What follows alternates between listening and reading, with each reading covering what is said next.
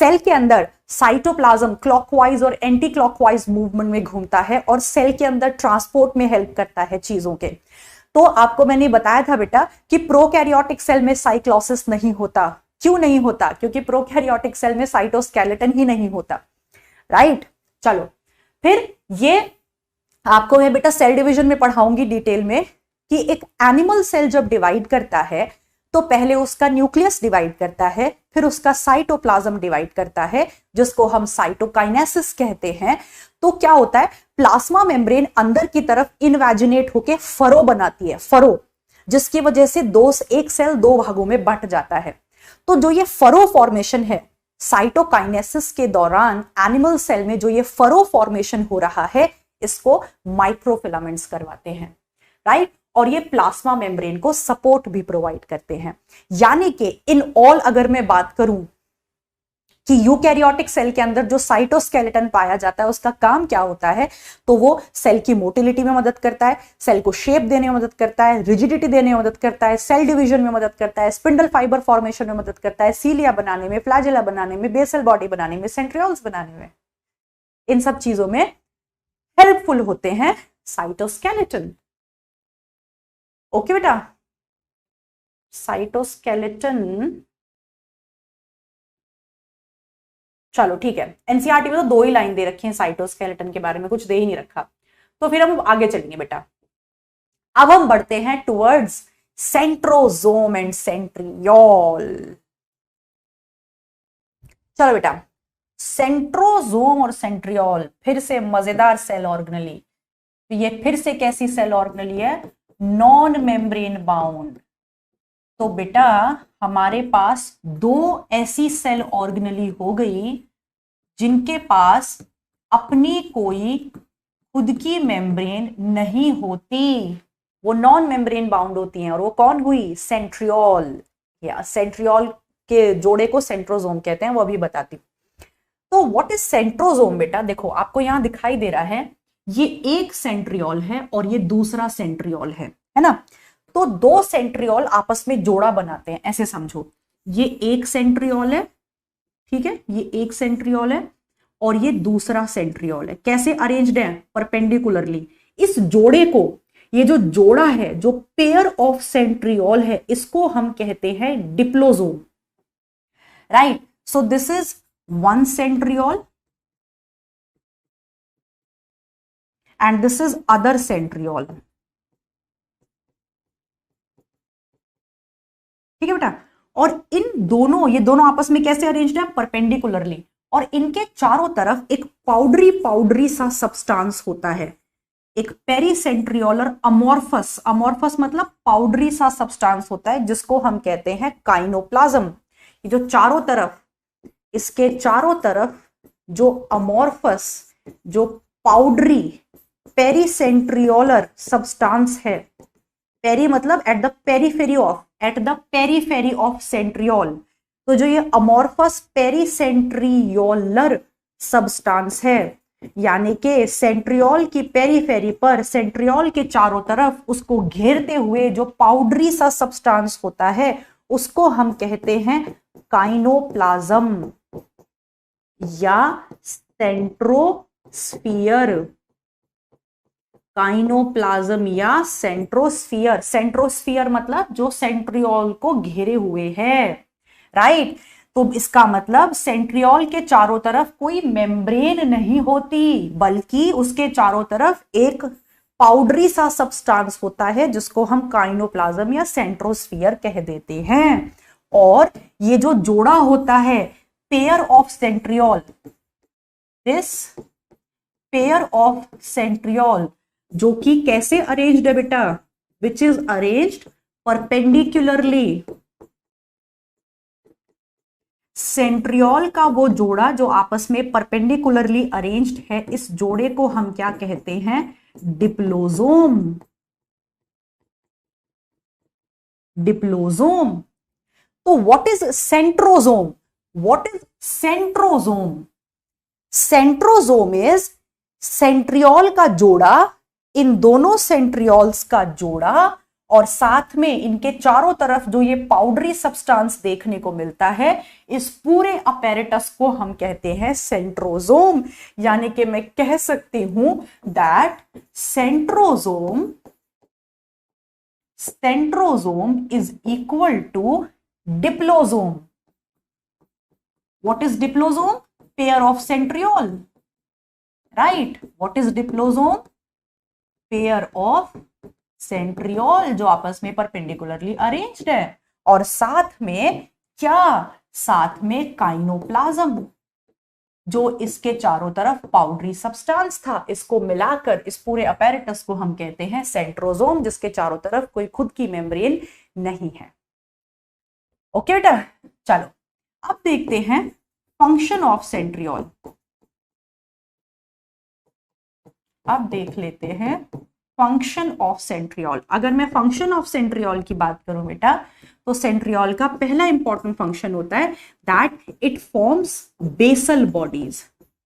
Centriole जो है बेटा वो बेसल बॉडीज बनाता है, और ये जो बेसल बॉडी होती है, ये बेसल बॉडी फॉर्म्स, ये बनाती हैं सीलिया और फ्लैजिला। तो सेंट्रियोल बनाता है बेसल बॉडी, और बेसल बॉडी बनाती है सीलिया और फ्लैजिला। और सेंट्रियोल को कौन बना रहा था? माइक्रोटिब्यूल, याद है ना?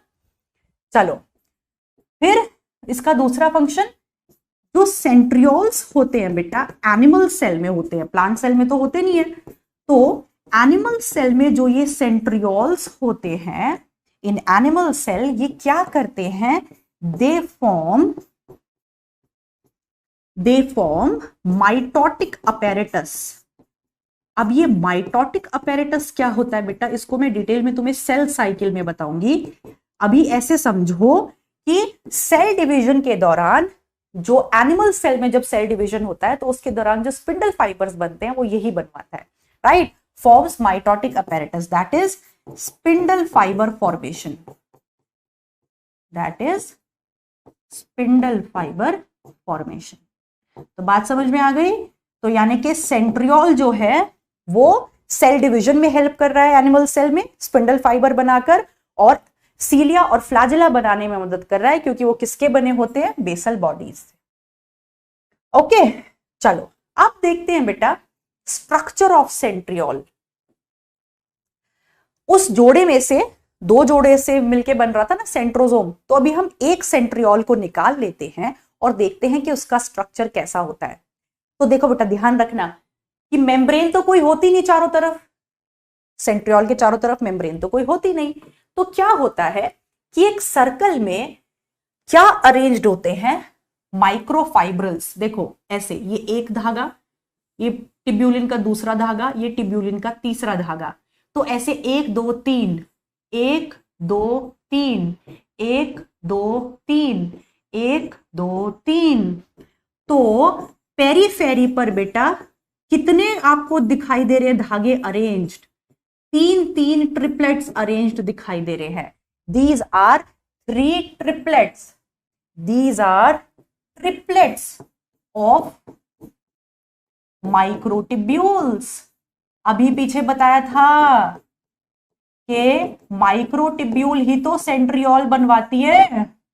तो ये 3 धागे जो हैं, जो पेरीफेरी पर प्रेजेंट हैं, ये किसके बने हुए हैं? माइक्रोटिब्यूल्स, यानी कि टिब्यूलिन प्रोटीन के, यानी कि टिब्यूलिन प्रोटीन के। बेटा ध्यान देना, ये इंपॉर्टेंट है। तो पेरीफेरी पर सर्कल में इस तरह से 3 धागे अरेंज हो जाते हैं, किसके? माइक्रोटिब्यूल्स के, ट्रिपलेट्स ऑफ माइक्रोटिब्यूल्स और टिब्यूलिन प्रोटीन। और सेंटर पर कोई टिब्यूलिन प्रोटीन नहीं होता, बस एक छोटा सा नॉब जैसा स्ट्रक्चर होता है, जिसको हम बोलते हैं प्रोटीनेशियस हब। और ये जो सारे ट्रिपलेट्स होते हैं, ये प्रोटीनेशियस हब से स्पोक की मदद से जुड़े रहते हैं ऐसे। तो ऐसा लगता है जैसे कि कोई पहिया हो, ऐसा नहीं लग रहा जैसे किसी बैलगाड़ी का पहिया हो। तो हम कहते हैं कि जो सेंट्रियोल का स्ट्रक्चर है वो कार्ट व्हील अपीयरेंस रखता है। बात समझ में आ रही है? तो ये कार्ट व्हील जैसा लग रहा है, जैसे किसी बैलगाड़ी का पहिया हो। और इस अरेंजमेंट को हम कहते हैं 9+0 अरेंजमेंट। 9+0 अरेंजमेंट क्यों कहते हैं? क्योंकि सेंटर पर कोई टिब्यूलिन प्रोटीन नहीं है, लेकिन यहां पेरीफेरी पर कितने ट्रिपलेट्स हैं? 9 ट्रिपलेट्स है माइक्रोटिब्यूल्स के। इस अरेंजमेंट को हम कहते हैं 9+0 अरेंजमेंट। Very very important. और यहां पे बेटा होते हैं एसी लिंकर्स। ये होता है माइक्रोटिब्यूलिन फाइब्रिल ए, ये बी, ये सी, ऐसे ही सब कुछ ए बी सी, राइट। तो यहां पर ये जो आपस में जुड़ते हैं ये एसी लिंकर्स होते हैं, A B C, AC linkers. मतलब ये आपस में भी जुड़े रहते हैं इस तरह से। ये जो ट्रिपलेट्स हैं ये आपस में भी जुड़े रहते हैं बेटा। बात समझ में आ गई? ये आपस में भी जुड़े रहते हैं।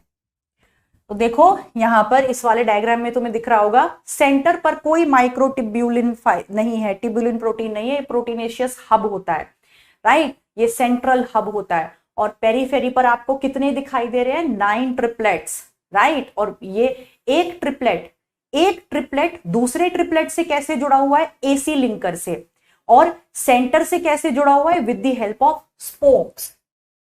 तो ये जो ट्रिपलेट है, पेरीफेरी पर जो ये ट्रिपलेट है, ये सेंटर से किसकी मदद से जुड़ा हुआ है बेटा? स्पोक की मदद से, राइट। और आपस में किसकी मदद से जुड़े हुए हैं? इनको सीए लिंकर्स भी कह देते हैं या एसी लिंकर्स भी कह देते हैं, एक ही बात है। तो आपस में ट्रिपलेट्स जुड़े हुए हैं एसी लिंकर्स से, और सेंटर से जुड़े हुए हैं with the help of spoke. और ये जो सेंटर पर है इसको बोलते हैं प्रोटीनेशियस हब। इसको बोलते हैं प्रोटीनेशियस हब। ओके बेटा। और इस अरेंजमेंट को हम क्या कहते हैं? 9+0 अरेंजमेंट। यानी कि अगर मैं सेंट्रियोल की बात करूं तो वो कैसा अरेंजमेंट दिखाता है? 9+0 अरेंजमेंट। और 9+0 अरेंजमेंट का मतलब क्या होता है? That there are 9 peripheral. Peripheral का मतलब साइड पर जो होता है, peripheral triplets, 9 peripheral triplets of microtubules. 9 triplets होते हैं माइक्रोटिब्यूल्स के, जो किसके बने हुए हैं? Tubulin protein. और सेंटर पर, at centre there is no microtubule. At centre no microtubule. But centre पर कोई माइक्रोटिब्यूल नहीं होता, बट अ प्रोटीनेशियस हब सिर्फ होता है तो एक प्रोटीनेशियस हब। और इस अरेंजमेंट को हम कहते हैं 9+0 अरेंजमेंट। भूलना मत बेटा, ओके, ठीक है। चलो, कहानी समझ में आ गई? तो सेंट्रियोल में कैसा अरेंजमेंट है? 9+0 अरेंजमेंट हो गया, ठीक है जी। चलो, अच्छा, सेंट्रियोल में बेटा टोटल कितने माइक्रोटिब्यूल्स होंगे बताओगे गिन के? टोटल नंबर ऑफ माइक्रोटिब्यूल्स कितने होंगे? 9 या 27। Obviously total number of microtubules होंगे 27। ओके, एक में ट्रिपलेट है ना, 9 ट्रिपलेट्स है तो 9 3 27। चलो, ये बात समझ में आ गई। अब बेटा एक चीज और यहां बताऊंगी कि मैंने तुम्हें अभी बताया कि सेंट्रियोल क्या है बेटा? जोड़ा है। सेंट्रियोल ये एक जोड़ा है ना, जिसके चारों तरफ क्या थे? Amorphous substances. याद है? ये पाउडरी सब्सटेंस। और ये क्या कहलाता था? एक सेंट्रोजोम। अब ये जो चारों तरफ ये जो पाउडरी सब्सटेंस है बेटा, इनको हम कहते हैं पेरीसेंट्रियोलर सैटेलाइट्स। इनको हम कहते हैं पेरीसेंट्रियोलर सैटेलाइट्स या फिर मेसियोल्स। ये जो चारों तरफ ये पाउडरी सा अमॉर्फस सब्सटेंसेस है, इनको हम पेरीसेंट्रियोलर सैटेलाइट या मेसियोल्स कहते हैं। इनका काम क्या होता है? They are MTGs. What is the meaning of MTG? They are micro microtubule generators, these are microtubule generators, मतलब माइटोसिस के दौरान यही चारों तरफ ये जो मेसियोल्स आपको दिखाई दे रहे हैं, यही मेसियोल्स ड्यूरिंग सेल डिवीजन ये हेल्प करते हैं स्पिंडल फाइबर फॉर्मेशन में, यही आगे हेल्प करते हैं स्पिंडल फाइबर फॉर्मेशन में ड्यूरिंग डिवीजन।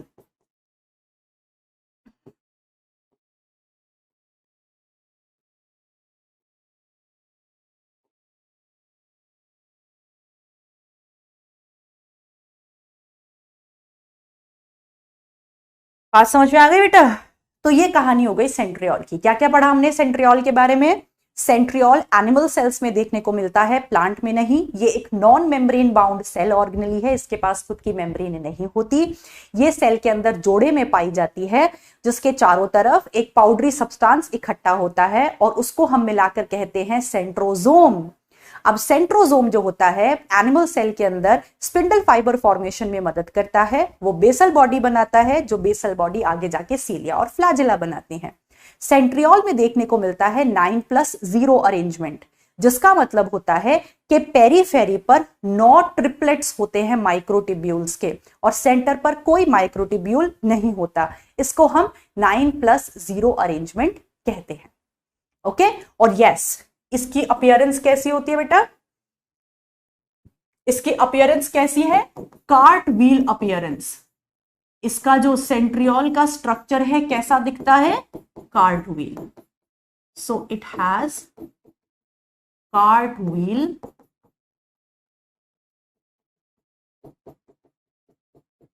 अपीयरेंस। ओके बेटा, चलो तो आगे चलेंगे। चलो बेटा अब चलते हैं आगे सीलिया और फ्लैजिला पे। एक बार एनसीईआरटी भी देख लेते हैं क्या कह रही है इनके बारे में। चलो देखते हैं। Centrosome is an organelle usually containing 2 cylindrical structures called centriole. एक सेंट्रोजोम में 2 सेंट्रियोल होते हैं। They are surrounded by amorphous pericentriolar material. अभी बताया उसके चारों तरफ एक पाउडरी मटेरियल देखने को मिलता है। Both the centrioles in a centrosome lie perpendicular to each other। ये हमें पता है कि एक सेंट्रोजोम में 2 सेंट्रियोल आपस में परपेंडिकुलर होते हैं और कैसा अपीयरेंस देते हैं? Cart wheel appearance. They are made up of 9 evenly spaced peripheral fibrils. 9 evenly spaced मतलब सारे इसमें ट्रिपलेट्स के बीच में इवन स्पेस होता है। Peripheral side fibrils of टिब्यूलिन protein, हमें पता है each of the peripheral fibril is a triplet। 3 के ट्रिपलेट थे ना। the adjacent triplets are also linked। adjacent triplets जितने भी ट्रिपलेट्स हैं वो सारे आपस में लिंक्ड थे, किसकी मदद से? CA linkers। याद आया ना? the central part of the proximal region of the centriole is also proteinaceous called the hub। Central part पे टिब्यूलिन प्रोटीन माइक्रोटिब्यूल नहीं होता लेकिन हब होता है, जो कि टिब्यूल से जुड़ा रहता है with the help of radial spokes. फिर आगे फंक्शन बता दिया। सेंट्रियोल बेसल बॉडी बनाता है और जो आगे अराइज करते हैं सीलिया और फ्लैजिला को स्पिंडल फाइबर्स बनाता है। बस। अच्छा एक बात और है बेटा कि सेंट्रियोल कहां कहां देखने को मिलता है? सेंट्रियोल आपको देखने को मिलता है एनिमल सेल में, फंजाई में।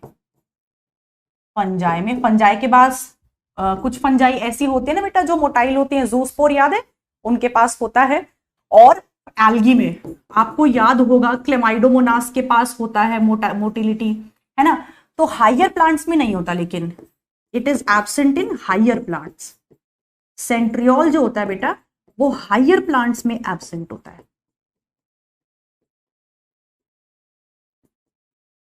ठीक है, बात समझ में आ गई? चलो आगे चलेंगे।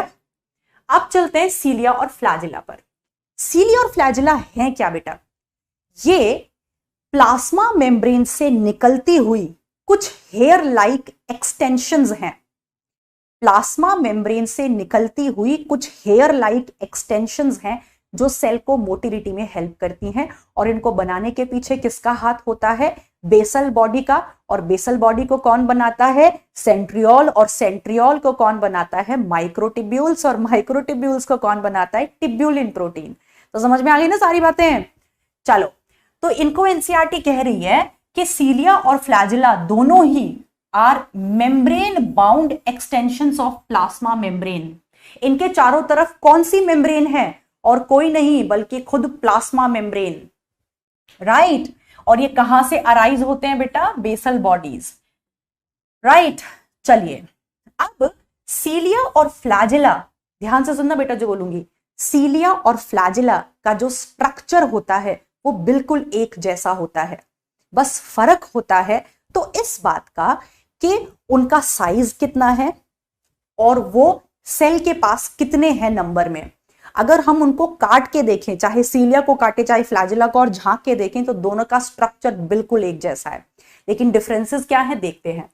जो सीलिया होता है उसका जो नंबर होता है पर सेल वो बहुत होता है, एक सेल के ऊपर थाउजेंड्स ऑफ सीलिया भी हो सकते हैं। वहीं जो फ्लैजिला होता है सेल के ऊपर वो बहुत कम होता है, एक सेल के पास या तो एक फ्लैजिला हो सकता है, या दो हो सकते हैं, या तीन हो सकते हैं, या चार हो सकते हैं। तो इनका नंबर सेल के पास काफी कम होता है, लेकिन सीलिया का नंबर बहुत ज्यादा भी हो सकता है। जो सीलिया होते हैं वो बहुत छोटे होते हैं साइज में, they are smaller in size, बल्कि जो फ्लैजिला होते हैं वो लॉन्गर होते हैं साइज में। जो सीलिया होता है बेटा वो तीन प्रोसेस में मदद करता है। सीलिया लोकोमोशन में भी मदद करता है, फीडिंग में भी मदद करता है, और सर्कुलेशन में भी मदद करता है। अगर पैरामीशियम की आप बात पूछो ना, पैरामीशियम के पास सीलिया होता है तो वो सीलिया हेल्प करता है मीडियम से खाना उसके गलट तक पहुंचाने में, यानी कि इंजेक्शन में भी हेल्प कर रहा है सीलिया, है ना, फीडिंग में भी हेल्प कर रहा है। लेकिन जो फ्लैजिला होता है वो सिर्फ और सिर्फ लोकोमोशन में मदद करता है, मूवमेंट में मदद करता है। अब जो सीलिया है बेटा, सीलिया वो दो तरह से काम कर सकता है। या तो सीलिया चप्पू की तरह काम कर सकता है। चप्पू क्या होता है? आप कभी नाव में बैठे होंगे तो हम नाव में बैठ जाते हैं तो हम थोड़ी ना मूव करते हैं, कौन मूव करता है? पानी। हम चप्पू से पानी को धक्का देते हैं और मीडियम में मूवमेंट होता है, मीडियम में पानी में मूवमेंट होता है, जिसकी वजह से हम आगे जाते हैं। ऐसे ही सीलिया जो होता है वो किसकी तरह काम करता है? ओर की तरह। और क्या होता है? चप्पू। जैसे नाव में चप्पू होता है, चप्पू क्या करता है? मीडियम को डिस्प्लेस करता है, जिसकी वजह से हम मूव करते हैं, नाव मूव करती है। ऐसे ही सीलिया भी मीडियम को डिस्प्लेस करता है, जिसकी वजह से सेल मूव करता है। या फिर वो सेल को भी मूव करा सकता है, यानी कि वो दो तरीके से काम करता है। या तो वो चप्पू की तरह काम कर सकता है, मीडियम को मूव कराए, या फिर सेल को मूव कराए। लेकिन जो फ्लैजिला होता है वो कभी भी मीडियम को मूव नहीं कराता। It is also responsible, always responsible for the movement of cell. Okay, चलो, अब ये आ गया structure of cilia and flagella.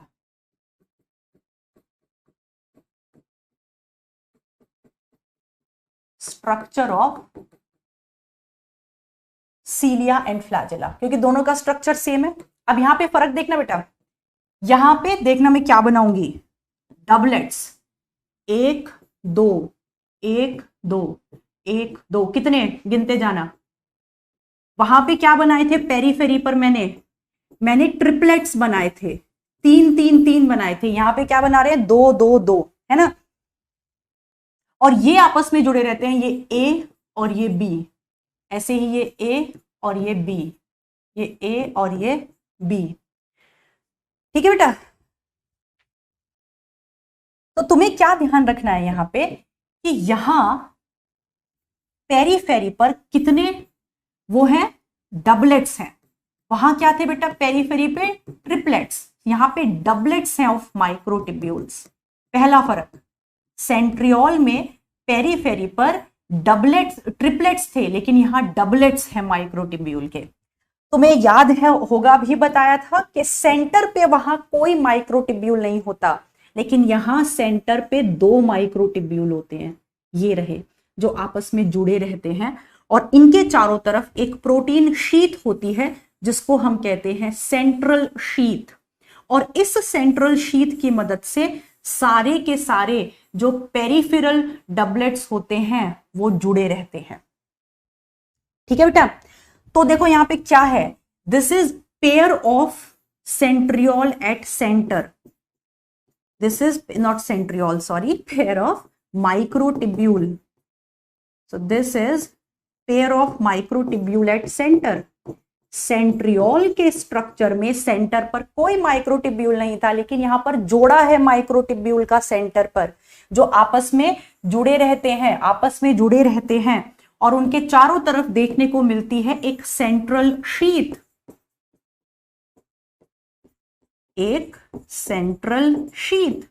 और इस सेंट्रल शीथ से निकलते हैं रेडियल स्पोक्स, और ये रेडियल स्पोक्स की मदद से जो सेंट्रल शीथ है वो पेरिफेरल डबलेट्स के साथ जुड़ी रहती है। आपस में ये डबलेट्स जुड़े रहते हैं with the help of AB linkers. आपस में जो ये डबलेट्स हैं ये जुड़े रहते हैं with the help of AB linkers, और ये AB लिंकर्स कंपोज्ड होते हैं एक स्पेशल प्रोटीन के, जिसको हम कहते हैं नेक्सिन प्रोटीन। अब तुम कहोगे मैम CA लिंकर का नेचर नहीं बताया। CA लिंकर के नेचर पे बेटा भी काम चल रहा है कि वो कौन से प्रोटीन से बने रहते हैं, लेकिन यहाँ पे जो AB लिंकर है जो एक डबलेट को दूसरे डबलेट से जोड़ रहा है, ये नेक्सिन प्रोटीन का बना हुआ है। ठीक है बेटा, चलो अब ये वाला डायग्राम देख लेते हैं, अच्छे वाला सुंदर वाला। देखो ये चारों तरफ प्लाज्मा मेम्ब्रेन है। सेंट्रियोल के चारों तरफ कोई मेम्ब्रेन नहीं थी, लेकिन सीलिया और फ्लैजिला के स्ट्रक्चर में चारों तरफ प्लाज्मा मेम्ब्रेन है, क्योंकि मैंने तुम्हें अभी बताया कि सीलिया और फ्लैजिला एक्सटेंशंस हैं प्लाज्मा मेम्ब्रेन के, तो उनके चारों तरफ प्लाज्मा मेम्ब्रेन होती है बाय डिफॉल्ट। तो ये चारों तरफ क्या है बेटा, देखो प्लाज्मा मेम्ब्रेन है ना। और प्लाज्मा मेम्ब्रेन के अंदर ये जो कुछ भी होता है सीलिया और फ्लैजिला में, इसको कहते हैं core of the cilia. Plasma membrane के अंदर सीलिया और फ्लैजिला के पास जो कुछ भी होता है उसको हम कहते हैं कोर ऑफ सीलिया और फ्लैजिला, और उस कोर का नाम होता है एक्सोनीम। यानी कि इस प्लाज्मा मेम्ब्रेन के अंदर ये जो कुछ भी आपको कलरफुल सा दिखाई दे रहा है, इसको मैं क्या कहूंगी, एक्सोनीम, और the core of the flagella और सीलिया, जिसमें आपको दिखाई दे रहा है 1 2 1 2 1 2 1 2, कितने 9 डबलेट्स हैं पेरीफेरी पर, और माइक्रोटिब्यूल्स का जोड़ा सेंटर पर है ना। और इससे निकल रहे हैं रेडियल स्पोक्स, जिसकी मदद से ये सेंटर इन पेरिफेरल डबलेट्स से जुड़ा हुआ है। और नेक्सिन प्रोटीन का क्या बना हुआ है, AB लिंकर्स। आपस में ये कैसे जुड़े हुए हैं, एक डबलेट दूसरे डबलेट से कैसे जुड़ा हुआ है, with the help of AB linkers which is composed of nexin protein. और देखो बेटा यहां पे तुम्हें दिखाई दे रहा होगा, ये जो डबलेट्स है ना, इन डबलेट से छोटी छोटी प्रोटीनेशियस आर्म बाहर निकली होती हैं। इन डबलेट्स से छोटी छोटी प्रोटीन की बाजुएं, प्रोटीन की आर्म्स बाहर निकली होती हैं। इनको हम कहते हैं डाइनीन आर्म्स। डाइनीन भी एक तरह का प्रोटीन है जिसके पास एटीपेज एक्टिविटी होती है। एटीपेज एक्टिविटी एटीपी को बनाने वाली, क्योंकि बेटा ऑब्वियसली मूवमेंट के दौरान एटीपी तो चाहिए होगा ना, है ना। तो ध्यान रखना, ये जो डबलेट से निकली हुई है, डायग्राम में देखो डबलेट से जो ये आपको बाजू निकली हुई दिखाई दे रही है, ये डाइनीन प्रोटीन की बनी हुई होती है। बात समझ में आ गई बेटा। चलो तो यहां पे हम क्या लिखेंगे बेटा, अरेंजमेंट इन सीलिया और फ्लैजिला।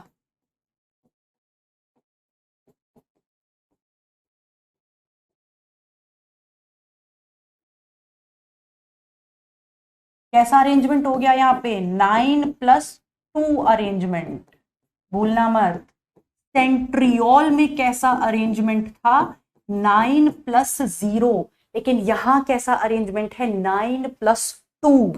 9 का मतलब क्या है, there are 9 microtubule doublets, 9 microtubule doublets arranged at periphery.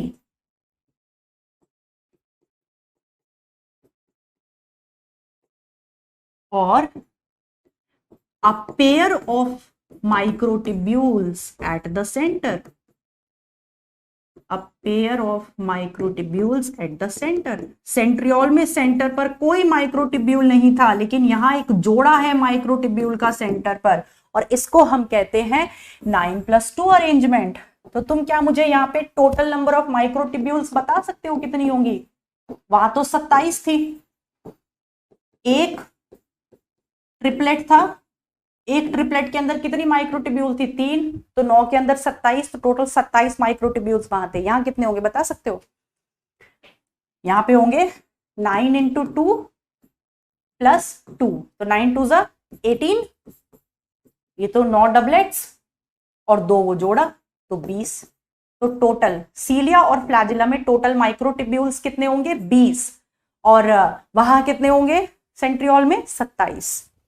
ठीक है बेटा, चलो टोटल रेडियल स्पोक्स कितने होंगे? रेडियल स्पोक का काम क्या है? सेंट्रल माइक्रोट्यूब्यूल्स को पेरिफेरल माइक्रोट्यूब्यूल से जोड़ना। कितने होंगे रेडियल स्पोक नंबर में? 9। ये क्या होगी? Central sheath. ये क्या होगा? Inter doublet bridge, right. चलो, एक डबलेट को दूसरे डबलेट से कौन जोड़ रहा है? Nexin protein. ठीक है बेटा, चलो हाँ, चलो एक बात और मुझे बतानी थी कि सीलिया और फ्लैजिला के अगर मैं स्ट्रक्चर की बात करूं तो मैं दोनों को ही क्या कह रही हूं कि वो प्लाज्मा मेम्ब्रेन के एक्सटेंशंस हैं, यानी कि सीलिया और flagella is equal to plasma membrane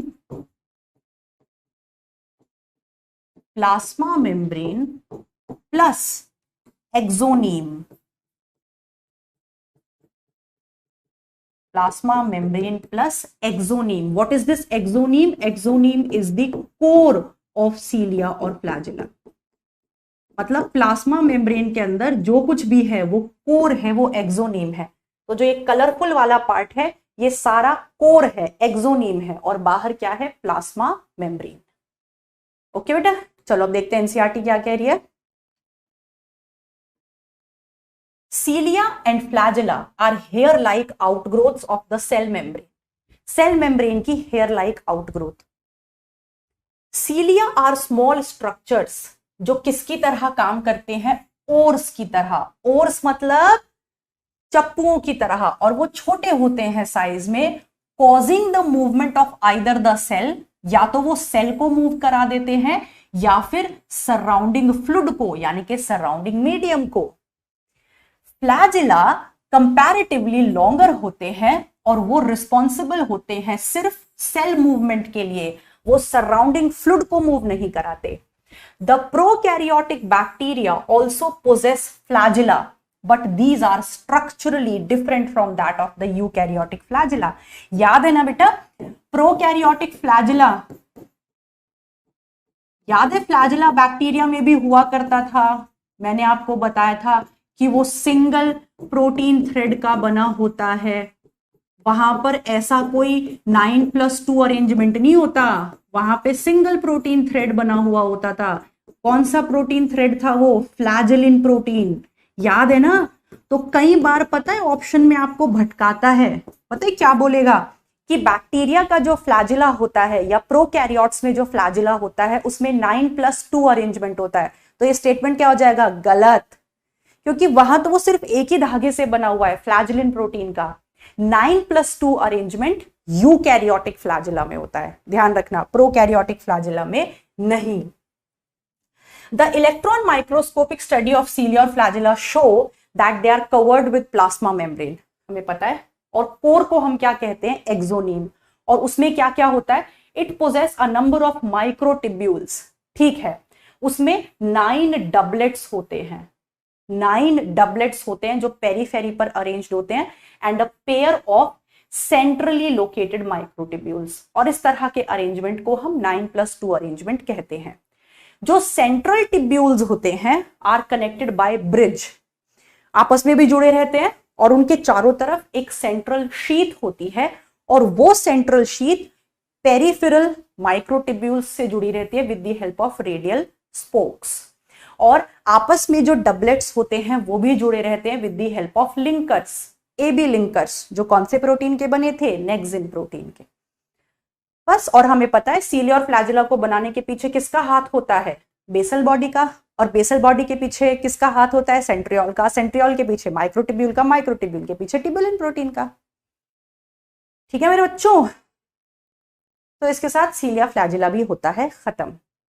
चलते हैं बेटा न्यूक्लियस पे।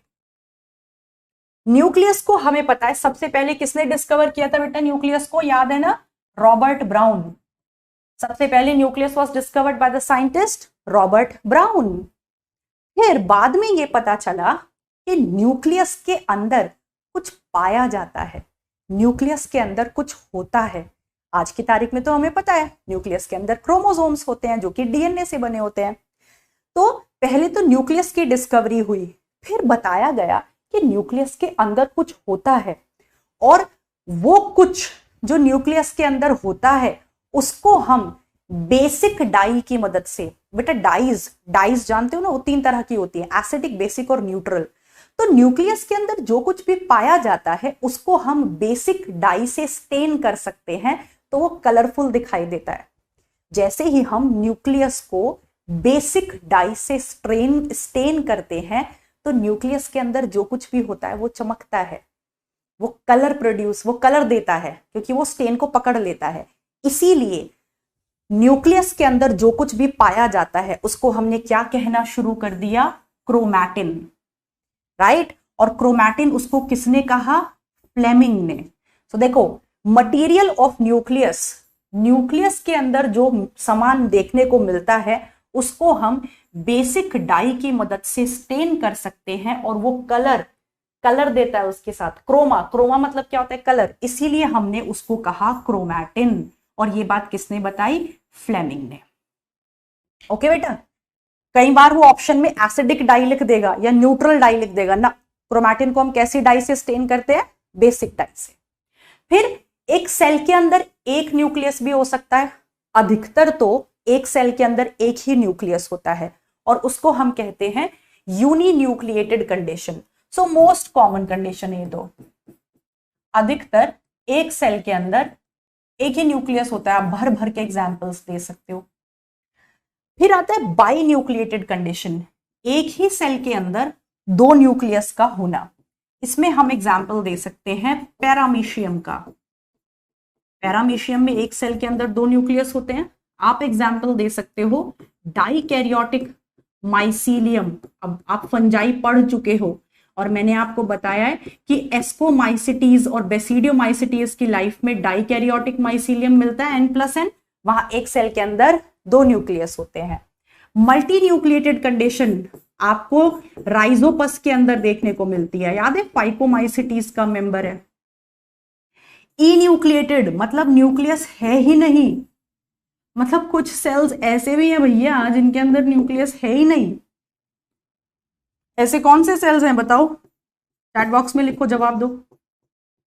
आरबीसी है और मैच्योर सीव ट्यूब्स हैं, है ना, मैच्योर सीव ट्यूब। तो एनसीईआरटी में क्वेश्चन लिखा हुआ है कि ऐसे सेल्स जिनके अंदर न्यूक्लियस नहीं है, क्या आप उनको लिविंग कंसीडर करोगे? तो आपका जवाब होगा हाँ, लिविंग तो हम उनको कहेंगे, लेकिन वो एक प्रॉपर सेल नहीं होंगे सेल थ्योरी के मुताबिक, क्योंकि उनके पास एक प्रॉपर न्यूक्लियस नहीं है। चलो, अब कंपोनेंट्स ऑफ अ न्यूक्लियस। अच्छा, यहां पे एक बात और बतानी है बेटा कि अगर if you want to study the structure of nucleus,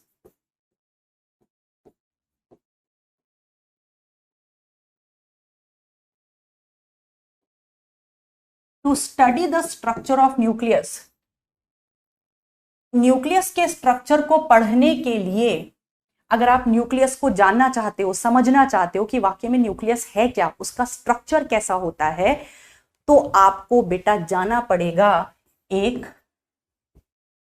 resting cell के पास। एक रेस्टिंग सेल के पास, यानी कि जब सेल अपनी रेस्टिंग फेज में है, और आप जानते हो कि रेस्टिंग फेज को, यानी कि एक नॉन डिवाइडिंग सेल जो अभी डिवाइड नहीं कर रहा है, तो रेस्टिंग फेज को हम क्या कहते हैं बेटा, interphase.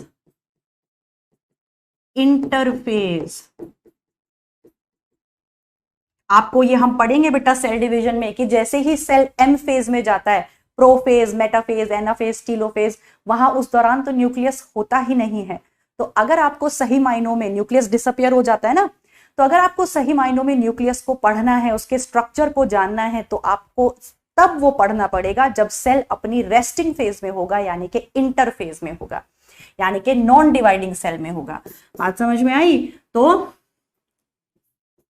A nucleus is largest and well seen, एक न्यूक्लियस लार्जेस्ट होता है और प्रॉपरली दिखाई देता है कब?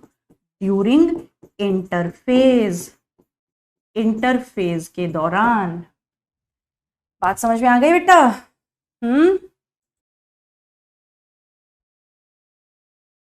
अब देखते हैं बेटा कि अगर हम न्यूक्लियस की बात कर रहे हैं तो एक न्यूक्लियस कौन कौन सी चीजों से मिलकर बना होता है? न्यूक्लियस बना होता है न्यूक्लियर एनवेलप से। ये भी कैसा है न्यूक्लियर एनवेलप जो है बेटा? न्यूक्लियस के चारों तरफ भी दो मेम्ब्रेन होती हैं। तो न्यूक्लियर एनवेलप में दो मेम्ब्रेन होती हैं, एक होती है आउटर मेम्ब्रेन और इनर मेम्ब्रेन, यानी कि न्यूक्लियस के चारों तरफ भी दो मेम्ब्रेन है। यानी कि कितने स्ट्रक्चर्स हो गए सेल के अंदर जिनके पास दो मेम्ब्रेन है? माइटोकॉन्ड्रिया, क्लोरोप्लास्ट और न्यूक्लियस। बाकियों के पास सिंगल मेम्ब्रेन होती है और राइबोसोम और सेंट्रियोल के पास कोई मेम्ब्रेन होती ही नहीं है। आउटर मेम्ब्रेन और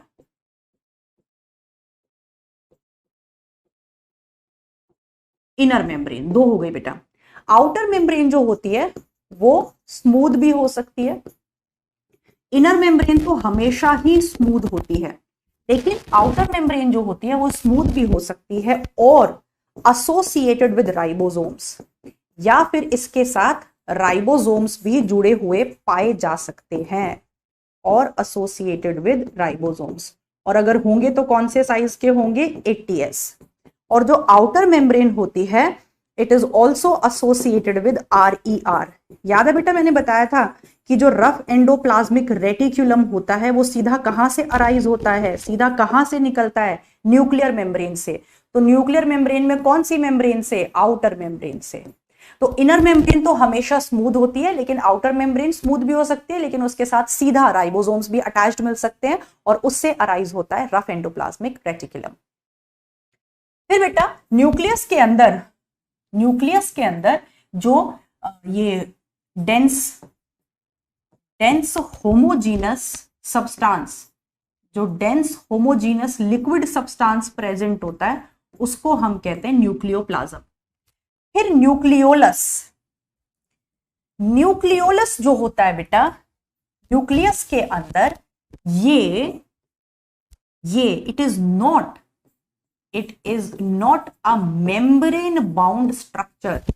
ध्यान देना, बहुत इंपॉर्टेंट है ये कोई मेम्ब्रेन बाउंड स्ट्रक्चर नहीं होता। ऐसा मत बोलना, कई बार लिखा रहता है कि न्यूक्लियस के अंदर जो न्यूक्लियोलस पाया जाता है उसके चारों तरफ भी मेम्ब्रेन होती है ना। न्यूक्लियस के अंदर जो न्यूक्लियोलस पाया जाता है उसके चारों तरफ कोई मेम्ब्रेन नहीं होती, वो न्यूक्लियोप्लाज्म में ऐसे ही पड़ा होता है। न्यूक्लियोलस होता क्या है? न्यूक्लियोलस ये कंपोज्ड ऑफ डीएनए। न्यूक्लियोलस कुछ नहीं है, ये वो डीएनए है जिसके ऊपर आरआरएनए बनता है। It is composed of DNA on which rRNA is synthesised, on which rRNA, अभी तुम्हें पीछे बताया था कि जो राइबोसोमल आरएनए है वो कौन बनाता है? न्यूक्लियोलस। जो राइबोसोमल आरएनए है वो कौन बनाता है? न्यूक्लियोलस, जो न्यूक्लियस के अंदर पाया जाता है। और न्यूक्लियोलस के पास कोई अपनी खुद की मेम्ब्रेन नहीं होती। न्यूक्लियोलस वाकई में है क्या? न्यूक्लियोलस न्यूक्लियस के अंदर वो डीएनए है जिसके ऊपर आरएनए बनता है, आरआरएनए बनता है, राइबोसोमल आरएनए। ठीक है। क्रोमैटिन क्या हो गया बेटा? अभी तुम्हें बताया था क्रोमैटिन मटेरियल क्या हो गया? It is DNA. Chromatin material is DNA along with many things which is present inside the nucleus which can be stained with the help of basic dyes. तो यानी एक न्यूक्लियस जो हो गया वो चार चीजों से मिलकर बना है। सबसे बाहर न्यूक्लियर एनवेलप जिसमें दो मेम्ब्रेन आती है, फिर उसके अंदर जो लिक्विड प्रेजेंट है दैट इज न्यूक्लियोप्लाज्म, फिर न्यूक्लियोलस, और न्यूक्लियोलस वो डीएनए है जिसके ऊपर आरआरएनए बनता है, और क्रोमैटिन। तो अब कुछ इंपॉर्टेंट एक्स्ट्रा पॉइंट्स देखते हैं बेटा। तो अगर एक न्यूक्लियस की बात करें बेटा तो देखो ऐसा सा स्ट्रक्चर होता है,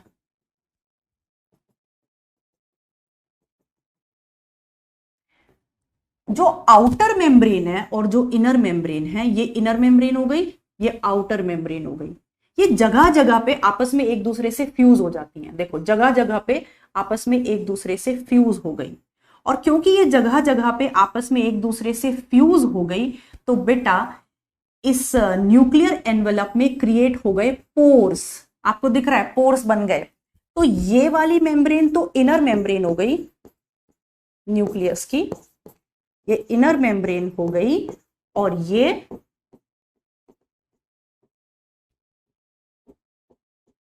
आउटर मेम्ब्रेन हो गई। और ये जो आपको दिखाई दे रहे हैं, these are called as the nuclear pores. इनको हम न्यूक्लियर पोर्स, तो बीच बीच में कुछ छेद से बन गए। ये क्यों बने? Because at some places both the membranes, both the outer and inner membrane fuses with each other.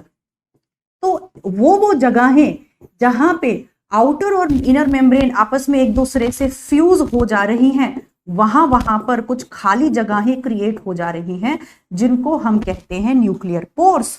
और ये न्यूक्लियर पोर्स रिस्पॉन्सिबल होते हैं for transport. They are responsible for transport. Nucleus के अंदर अगर कुछ जाना है साइटोप्लाज्म से, या न्यूक्लियस से साइटोप्लाज्म में कुछ बाहर जाना है, तो जैसे किसका आदान प्रदान करना है, हमें पता है आरएनए इनसाइड किसके बनता है, तो आरएनए हो गए, प्रोटीन्स हो गए, अगर इनका आदान प्रदान करना है तो वो किसके थ्रू होता है? न्यूक्लियर पोर्स के थ्रू। फिर इसके अंदर जो लिक्विड पार्ट है, उस लिक्विड पार्ट को हमने क्या कह दिया?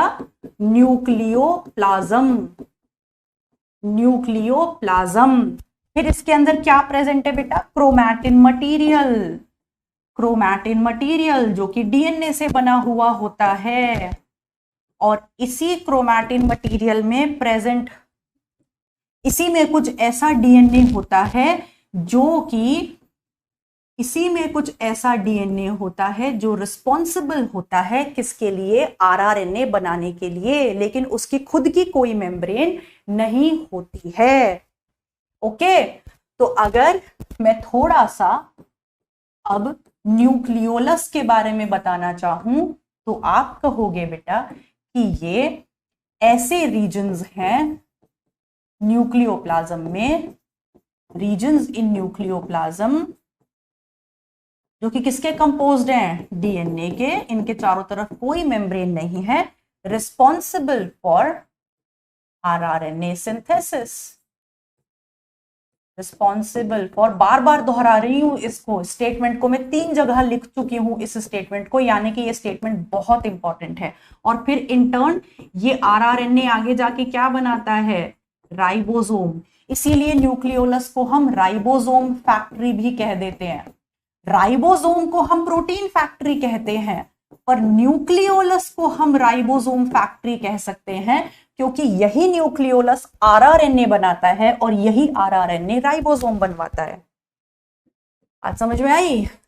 अब cells which are actively involve in protein synthesis, ऐसे सेल्स जिनमें भर भर के प्रोटीन सिंथेसिस होता है, बहुत ज्यादा प्रोटीन बनाया जाता है, ऐसे सेल्स के न्यूक्लियस में, their nucleus have more number of nucleoli, उनके न्यूक्लियस में बहुत ज्यादा न्यूक्लियोलाई होंगे। Nucleoli is the plural of nucleolus. ठीक है, तो जिनमें प्रोटीन कम बनता है जिन सेल्स में, उनमें न्यूक्लियोलस का नंबर बहुत कम होगा। जिनमें नहीं बनता, ना के बराबर बनता है, वो शायद एब्सेंट भी हो। और जिनमें बहुत ज्यादा प्रोटीन्स बनते हैं जिन सेल में, उनके न्यूक्लियस के अंदर बहुत ज्यादा न्यूक्लियोलस होंगे, न्यूक्लियोलाई होंगे। ठीक है, बात समझ में आ गई? तो न्यूक्लियोलस के बारे में क्या बात ध्यान रखनी है कि उसके चारों तरफ कोई मेम्ब्रेन नहीं होती, वो और कुछ नहीं है, वो डीएनए है न्यूक्लियस के अंदर, जिसके ऊपर आरआरएनए बनता है और उससे राइबोसोम बनता है। ओके, चलो फिर चलते हैं बेटा हम, एक मिनट बेटा, हाँ, फिर चलते हैं हम थोड़ा सा क्रोमैटिन के बारे में बात कर लेते हैं। अभी हमने देखा कि हमें क्रोमैटिन मिलेगा जो है किसके अंदर, न्यूक्लियस के अंदर। तो ये क्रोमैटिन में क्या क्या होता है, देखो बेटा, इस क्रोमैटिन में लगभग 40% होता है डीएनए। हिस्टोन प्रोटीन्स, ये हम आगे मॉलिक्यूलर इनहेरिटेंस में डिटेल में पढ़ेंगे, these are responsible for the packaging of DNA. और ये नेचर में कैसे होते हैं, दीज आर बेसिक प्रोटीन्स, ये 50% होते हैं। फिर दूसरे टाइप के प्रोटीन्स भी होते हैं जिनको हम बोलते हैं non histone chromosomal proteins, non histone chromosomal proteins, और ये नेचर में होते हैं एसिडिक, ये लगभग 8.5% होते हैं। थोड़ा सा आरएनए भी होता है क्रोमैटिन में, और कुछ मिनरल एलिमेंट्स भी होते हैं जैसे कैल्शियम, मैग्नीशियम और आयरन। ठीक है, तो ये सारी चीजें किसको मिलकर बनाती हैं, क्रोमैटिन को। क्या क्या हो गया, DNA, histone proteins, non histone proteins, RNA और मिनरल एलिमेंट्स। ये सारा देख लेना बेटा। ठीक है, चलिए, अब जो क्रोमैटिन है बेटा वो फर्दर दो तरह का होता है। क्रोमैटिन मटेरियल भी फर्दर दो तरह का होता है, हेट्रोक्रोमैटिन और यूक्रोमैटिन।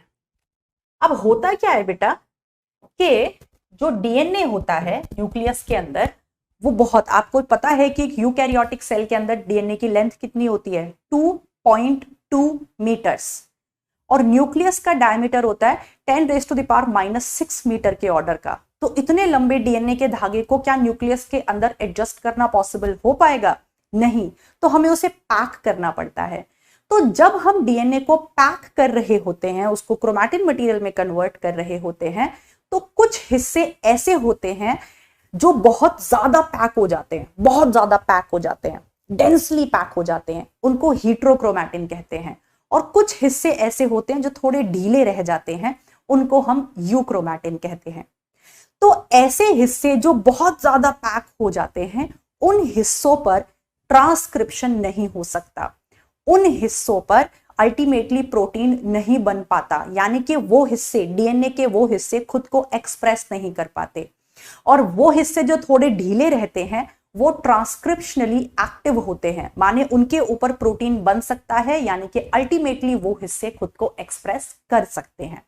राइट, तो हेट्रोक्रोमैटिन कैसे हिस्से हो गए बेटा, these are densely packed regions,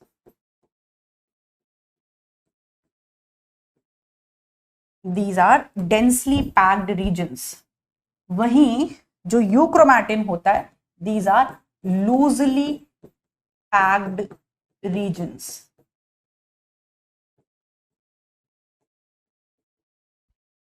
heterochromatin अगर हम इसको स्टेन करें तो ये डार्कली स्टेन होते हैं, ये बहुत ज्यादा स्टेन पकड़ लेते हैं, और यूक्रोमैटिन लाइटली स्टेन्ड होता है।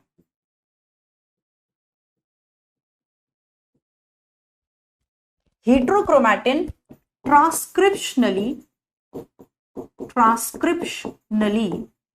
इनएक्टिव होता है, इनएक्टिव, यानी कि कैसे हिस्से हैं, ये नॉन एक्सप्रेसिबल हिस्से हैं जो खुद को एक्सप्रेस नहीं कर पाते, नॉन एक्सप्रेसिबल पार्ट्स हैं। वहीं जो आपका यूक्रोमैटिन है ये ट्रांसक्रिप्शनली एक्टिव होते हैं, ये ट्रांसक्रिप्शनली एक्टिव हिस्से होते हैं, यानी कि एक्सप्रेसिबल हिस्से होते हैं। डीएनए में अधिकतर मोस्ट पार्ट्स आर यूक्रोमैटिक, अधिकतर जो डीएनए क्रोमैटिन के हिस्से होते हैं वो यूक्रोमैटिक होते हैं, और उसके कुछ ही हिस्से जो हैं वो हेट्रोक्रोमैटिक होते हैं। बात समझ में आ गई बेटा? सो this is the difference between heterochromatin and euchromatin. चलो अब देखते हैं, तुम एक बात बता देते हैं बेटा कि जब एक सेल इंटरफेज में है, यानी कि अभी वो रेस्टिंग फेज में है और खुद को डिवीजन के लिए तैयार कर रहा है, तो उसके पास न्यूक्लियस होता है, और न्यूक्लियस के अंदर इस तरह का ये धागे धागे से पड़े हैं, इसको हम कहते हैं क्रोमैटिन। लेकिन जब एक cell enters into M phase, when a cell, इसको डिटेल में कहां देखेंगे, सेल साइकिल में, when a cell enters into M phase.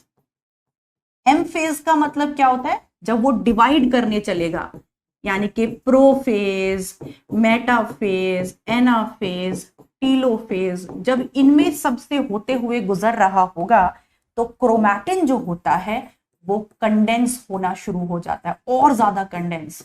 Chromatin condenses to form chromosome, यानी कि एक ऐसा सेल जो डिवाइड नहीं कर रहा है, आप उसमें क्रोमोसोम को देख ही नहीं सकते हो, क्योंकि क्रोमोसोम बनते ही तब हैं, क्रोमोसोम प्रॉपर दिखाई तब देते हैं जब एक सेल डिवीजन में होता है, क्योंकि जब वो डिवीजन में होता है तो क्रोमैटिन और फर्दर कंडेंस होके क्रोमोसोम बनाता है, यानी कि आप रेस्टिंग सेल में क्रोमोसोम नहीं देख पाओगे, वहां तो सिर्फ आपको क्रोमैटिन दिखाई देगा। ठीक है बेटा, बात समझ में आ गई। तो कंडेंस होके क्या बनाता है, क्रोमोसोम। चलो, यानी कि ऐसे से इंटरफेस में ऐसे से धागे से पड़े हुए होंगे, ऐसे जैसे एक ह्यूमन सेल में 46 क्रोमोसोम होते हैं, तो ऐसे 46 धागे से पड़े हुए होंगे, है ना। तो फिर पहले तो वो गुजरेगा एस फेज से।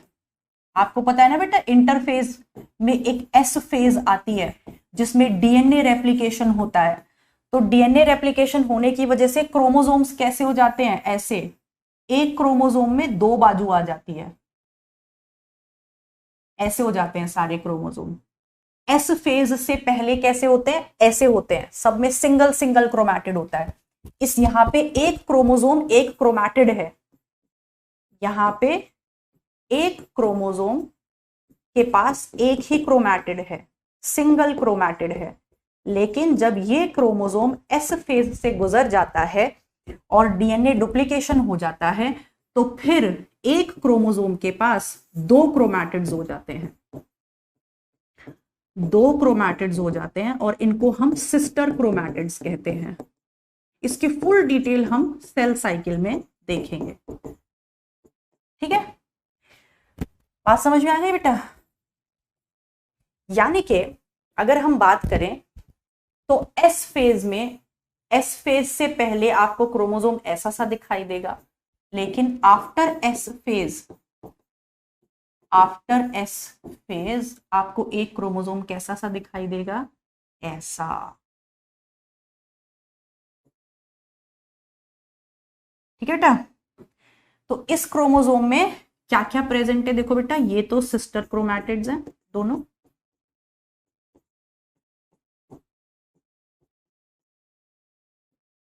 एक ये और एक ये, तो ये एक सिस्टर क्रोमैटिड और ये दूसरा, और ये जो है ये आर्म है, ये आर्म है, ये इस वाले, ये एक क्रोमैटिड है, इस क्रोमैटिड की 2 आर्म्स हैं, ऐसे ही ये दूसरा क्रोमैटिड है और इसकी ये 2 आर्म्स हैं। बात समझ में आई। चलो, फिर इन दोनों क्रोमैटिड को एक साथ जोड़ के रखने वाला कौन होता है, सेंट्रोमियर। अब ये सेंट्रोमियर को हम दूसरे शब्दों में क्या कहते हैं, प्राइमरी कंस्ट्रिक्शन। क्या कहते हैं इसको, प्राइमरी कंस्ट्रिक्शन। तो सेंट्रोमियर का ही दूसरा नाम क्या है, प्राइमरी कंस्ट्रिक्शन। और इसका काम क्या होता है, holds 2 chromatids together, it holds 2 chromatids together, 2 chromatids को एक साथ जोड़ के रखता है। और ये नेचर में कैसा होता है, हीटेरोक्रोमैटिक, यानी कि इस हिस्से का काम सिर्फ 2 क्रोमैटिड्स को जोड़ना होता है, यानी कि ये डार्कली स्टेन्ड होता है और ये ट्रांसक्रिप्शनली इनएक्टिव होता है। ठीक है, फिर इस सेंट्रोमियर के चारों तरफ एक प्रोटीनेशियस डिस्क प्रेजेंट होती है, जिससे आगे जाकर डिवीजन के दौरान स्पिंडल फाइबर अटैच होते हैं, और उस प्रोटीनेशियस डिस्क को हम कहते हैं काइनेटोकोर। इसी काइनेटोकोर से स्पिंडल फाइबर अटैच होते हैं, to which spindle fibres gets attached.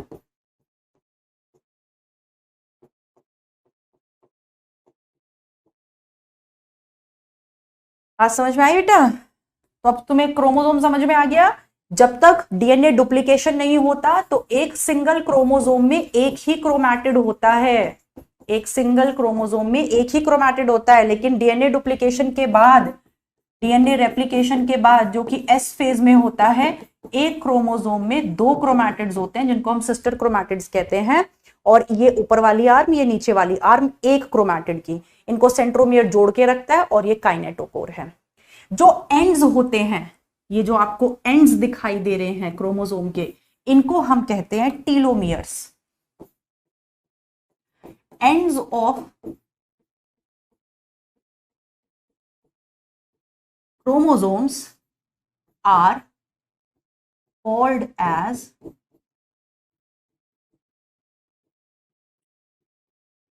टीलोमियर्स। ध्यान रखना बेटा, एंड्स ऑफ क्रोमोसोम्स को हम क्या कहते हैं? टीलोमियर्स। अब ये टीलोमियर पे भी बढ़िया क्वेश्चन बनता है कि ये टीलोमियर्स क्या होते हैं। टीलोमियर्स जो होते हैं बेटा, ये कुछ रेपिटेटिव सीक्वेंसेस होती हैं। रेपिटेटिव सीक्वेंस मतलब जहां पे एक ही सीक्वेंस अपने आप को बार बार दोहराती रहे, जैसे ATGCT, ATGCT, ATGCT ऐसे। तो ये क्रोमोसोम के एंड्स पर देखने को मिलते हैं, जहां पे रेपिटेटिव सीक्वेंस देखने को मिलती है। इनके फंक्शन पे क्वेश्चन आता है, what is the function of telomere? They prevent shortening of chromosomes.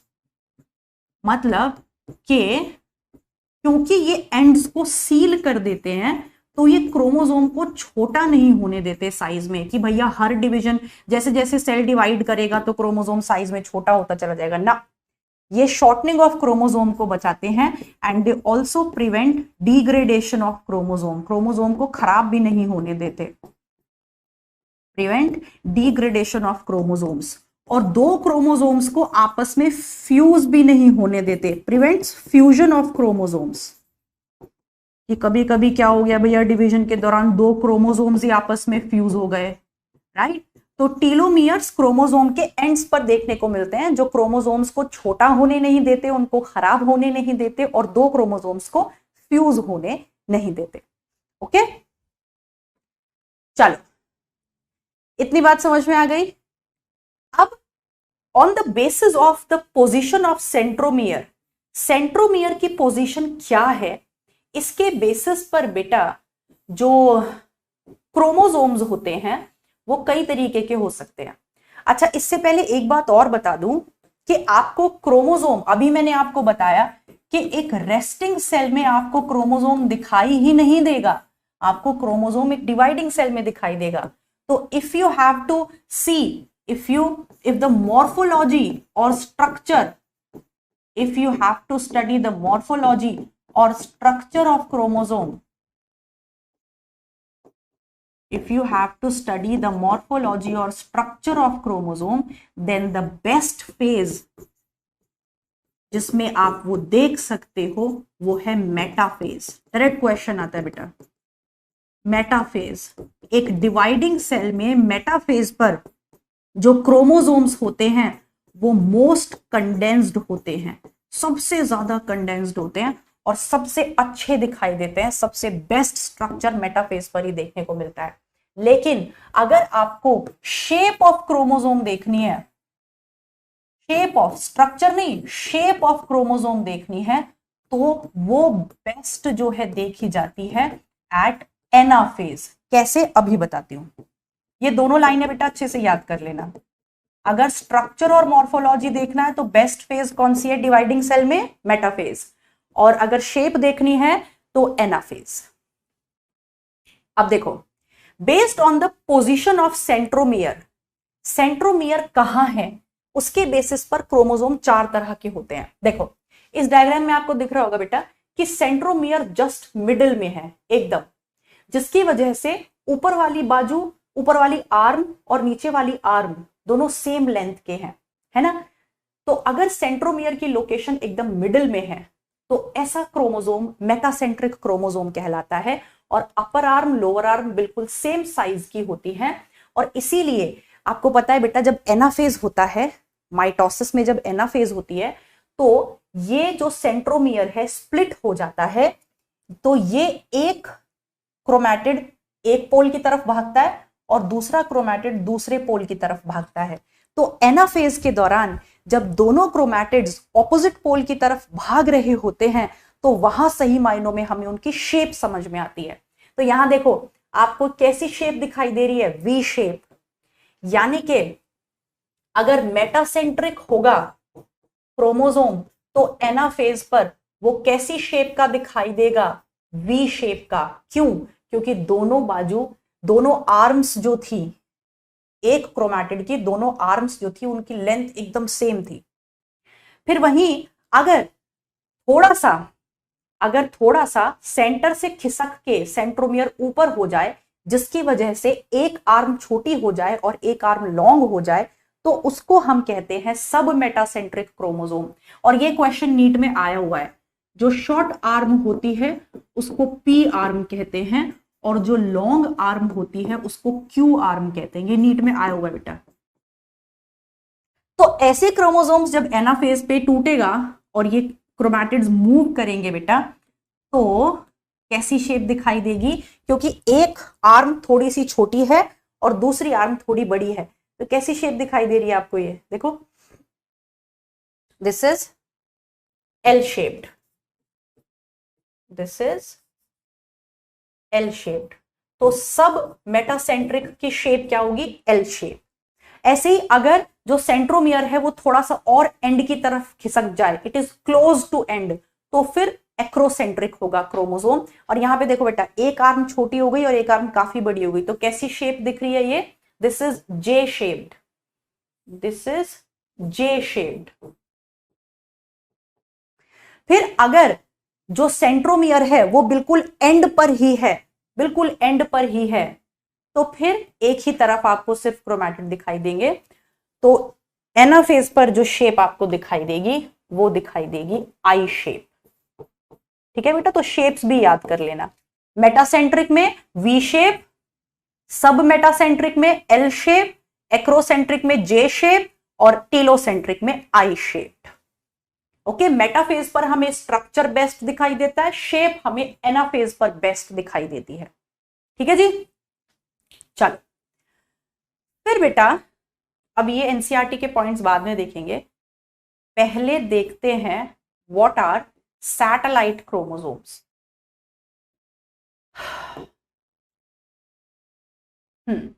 Satellite chromosomes क्या होते हैं बेटा? अभी मैंने तुम्हें बताया कि क्रोमोसोम्स के पास सेंट्रोमियर होता है।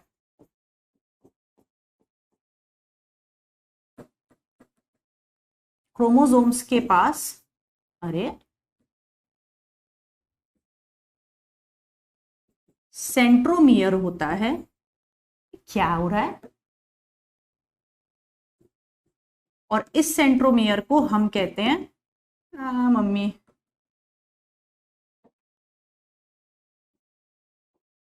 और इस सेंट्रोमियर को हम कहते हैं प्राइमरी कंस्ट्रिक्शन।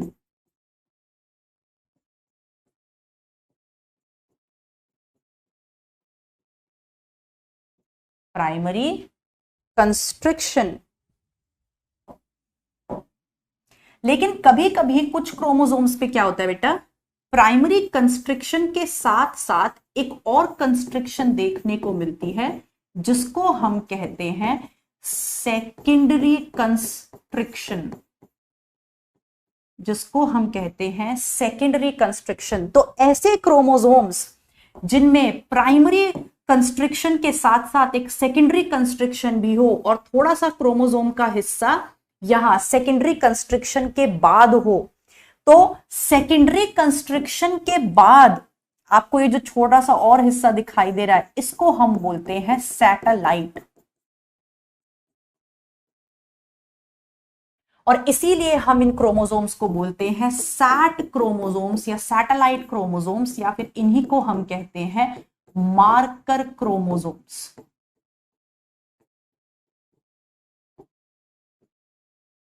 तो ऐसे सारे क्रोमोसोम्स जिनके पास प्राइमरी कंस्ट्रिक्शन के साथ साथ सेकेंडरी कंस्ट्रिक्शन भी होती है, और सेकेंडरी कंस्ट्रिक्शन के इधर जो क्रोमोसोम का हिस्सा होता है उसको सैटेलाइट बोलते हैं। इसीलिए इन क्रोमोसोम को हम सैटेलाइट क्रोमोसोम्स या मार्कर क्रोमोसोम्स कहते हैं।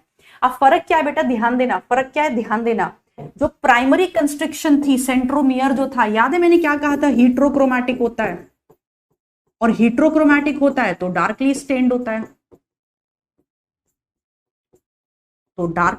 होता है, और हीट्रोक्रोमैटिक है तो ट्रांसक्रिप्शनली इनएक्टिव होता है, यानी कि इस हिस्से पर एक्सप्रेशन नहीं होगा। लेकिन ध्यान देना, ये जो सेकेंडरी कंस्ट्रक्शन है बेटा, ये नॉन स्टेनिंग होता है, बहुत इंपॉर्टेंट है, ये एनसीईआरटी में दिया हुआ है, ये नॉन स्टेनिंग पार्ट है।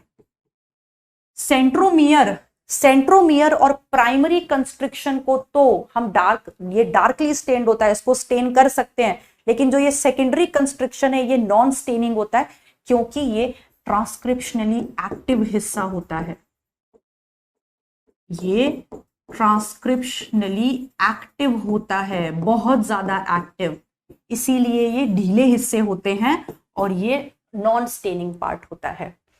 अब ध्यान देना, बहुत ज्यादा इंपॉर्टेंट पॉइंट बताऊंगी कि ये वाले जो हिस्से हैं, जो सेकेंडरी कंस्ट्रिक्शन वाले हिस्से हैं, ये हिस्से, इन हिस्सों को हम कहते हैं NORs, that is nucleolar organiser regions. भाई है क्या बेटा, ये डीएनए ही तो है भाई। ये जो सेकेंडरी कंस्ट्रक्शन है ये क्या है, इस क्रोमोसोम पे जो ये सेकेंडरी कंस्ट्रक्शन है क्या है, डीएनए ही तो है। ऐसा डीएनए जो ढीला है और ये ढीला डीएनए ट्रांसक्रिप्शनली एक्टिव होता है, यानी कि इस पे अच्छे से ट्रांसक्रिप्शन होता है, इसीलिए नॉन स्टेनिंग होता है। और इन सेकेंडरी कंस्ट्रक्शन वाले हिस्सों को हम नॉर्स कहते हैं, न्यूक्लियोलर ऑर्गेनाइजर रीजन्स, यानी कि यही हिस्से, यही secondary constructions responsible for formation of nucleolus,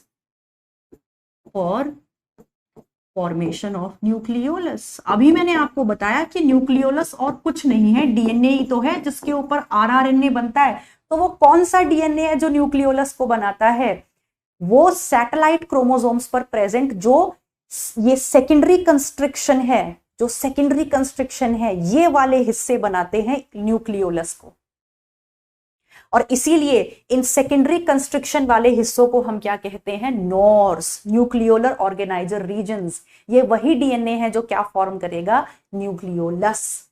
ये भूलना मत बेटा, बहुत इंपॉर्टेंट है। ओके, समझ में आ गया। चलो, और इसमें क्या इंपॉर्टेंट है, हाँ, कि ह्यूमंस में कितने सैटेलाइट क्रोमोसोम्स देखने को मिलते हैं। तो बेटा ह्यूमंस में there are total 5 pairs of satellite chromosomes, और वो 5 पेयर कौन कौन से हैं, 13th pair, 14th pair, 15th pair, 21st pair और 22nd पेयर। ये 5 जोड़े ऐसे हैं ह्यूमंस में जो सैटेलाइट क्रोमोसोम्स या मार्कर क्रोमोसोम्स होते हैं। ओके जी, चलो अब रह गया बेटा, एनसीईआरटी देख लेते हैं फटाफट से क्या कह रही है।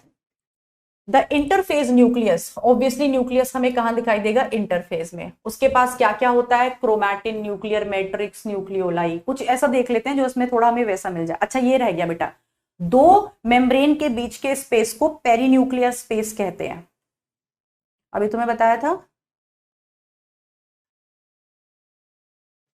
कहां चला गया।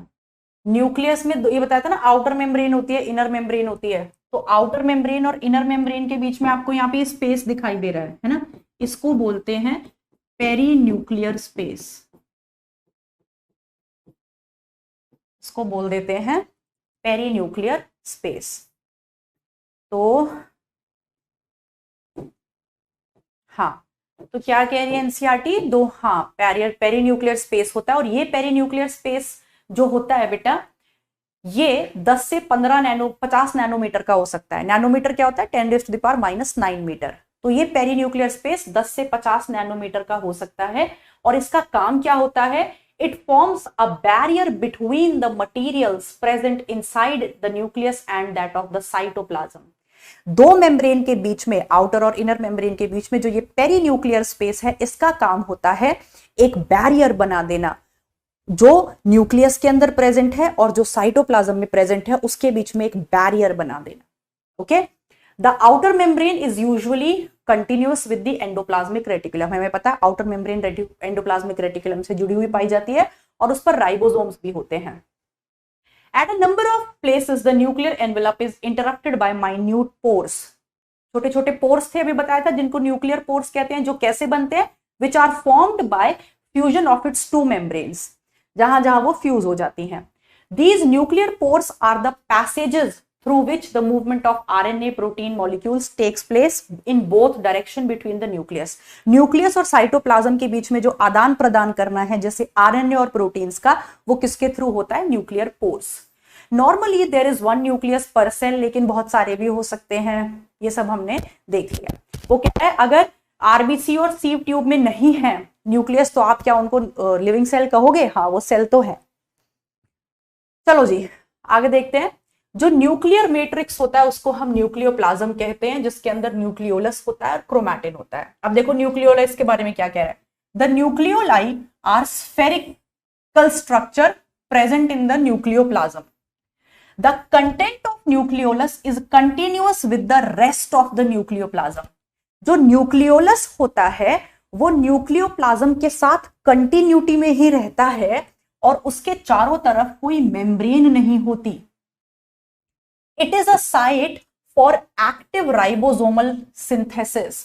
न्यूक्लियोलस वो जगह है जहां पर आरएनए बनाया जाता है और जिन सेल्स में जितने ज्यादा प्रोटीन बनेगा उसमें न्यूक्लियोलाई उतना ज्यादा होगा। ठीक है बेटा, चलो अब चलते हैं the last topic and that is microbodies. Microbodies क्या होती हैं बेटा? ये बहुत ही छोटी छोटी सेल ऑर्गेनेलीज होती हैं, या आप सिंपली कह सकते हो ये बहुत ही छोटे छोटे वेसिकल जैसे स्ट्रक्चर होते हैं।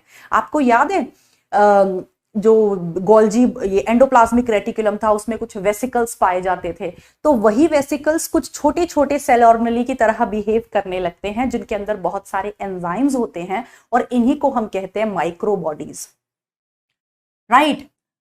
तो ये single membrane bound small organelles या वेसिकल लाइक स्ट्रक्चर्स होते हैं जिनके अंदर बहुत सारे एंजाइम्स होते हैं। और माइक्रोबॉडीज बेटा तीन तरीके की हो सकती हैं, पेरोक्सिसोम्स, स्फेरोसोम्स और ग्लाइऑक्सिसोम्स। ये तीनों माइक्रोबॉडीज होती हैं।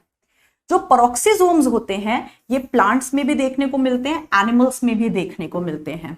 और पेरोक्सिसोम का काम क्या होता है? ये H2O2 को बनाते भी हैं। पेरोक्सिसोम्स के अंदर हाइड्रोजन पेरोक्साइड बनती भी है और टूटती भी है। तो बनाते भी पेरोक्सिसोम ही है और तोड़ते भी पेरोक्सिसोम ही है। तोड़ने के पीछे कौन से एंजाइम्स का हाथ होता है? कैटालेसिस का। और बनाने के पीछे कौन से एंजाइम्स का हाथ होता है? पेरोक्सीडेजेस का। तो पेरोक्सिसोम के अंदर पेरोक्सीडेजेस होते हैं जो हाइड्रोजन पेरोक्साइड को बनाते हैं और कैटालेसिस उनको तोड़ते हैं। प्लांट्स के अंदर में अगर मैं स्पेसिफिकली बात करूं तो बेटा फोटोसिंथेसिस चैप्टर में मैंने आपको एक प्रोसेस पढ़ाया था, फोटो रेस्पिरेशन। याद है फोटो रेस्पिरेशन में पेरोक्सिसोम इन्वॉल्व था। चलो फिर चलते हैं स्फेरोसोम्स और ग्लाइऑक्सिसोम्स पर। बेटा स्फेरोसोम्स और ग्लाइऑक्सिसोम्स इन दोनों को कौन बनाता है? SER, smooth endoplasmic reticulum. Both of them, spherosomes and glyoxysomes, are formed by smooth endoplasmic reticulum. जो स्फेरोसोम्स होते हैं हम उनको प्लांट लाइसोसोम्स भी कहते हैं। स्फेरोसोम्स को हम प्लांट लाइसोसोम्स भी कहते हैं, यानी कि तुम समझ गए होंगे कि स्फेरोसोम्स सिर्फ प्लांट्स में देखने को मिलते हैं। और इनका काम क्या होता है? इनका काम होता है सिंथेसिस ऑफ फैट, फैट को सिंथेसाइज करना, राइट।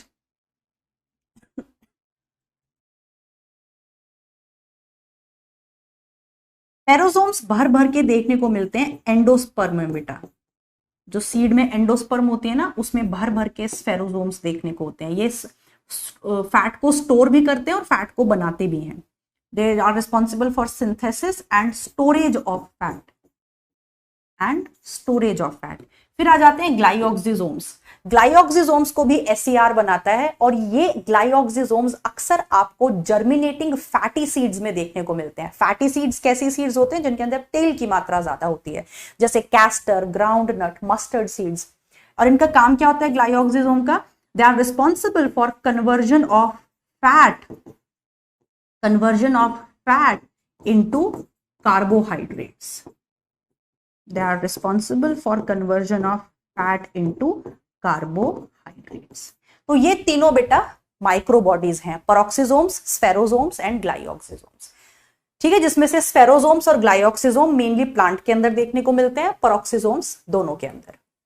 एनसीईआरटी देख लेते हैं क्या कह रही है माइक्रोबॉडीज के बारे में। वो कह रही है many membrane bound minute vesicles, छोटे छोटे वेसिकल जैसे मेम्ब्रेन बाउंड स्ट्रक्चर्स को हम माइक्रोबॉडीज कहते हैं, जिनमें एंजाइम्स होते हैं और वो प्लांट और एनिमल्स दोनों सेल्स में देखने को मिलते हैं। ठीक है बेटा, तो इसके साथ ये चैप्टर होता है खत्म। आई होप बेटा मैं आपको ये चैप्टर अच्छे से समझा पाई होंगी। तो आज का लेक्चर ध्यान से सुन लेना बेटा, और सारा जितना भी एनसीईआरटी है उसको लाइन बाय लाइन रीड कर लेना। Okay, in the next chapter the next chapter will be taken is cell cycle. Okay, bye, love you all.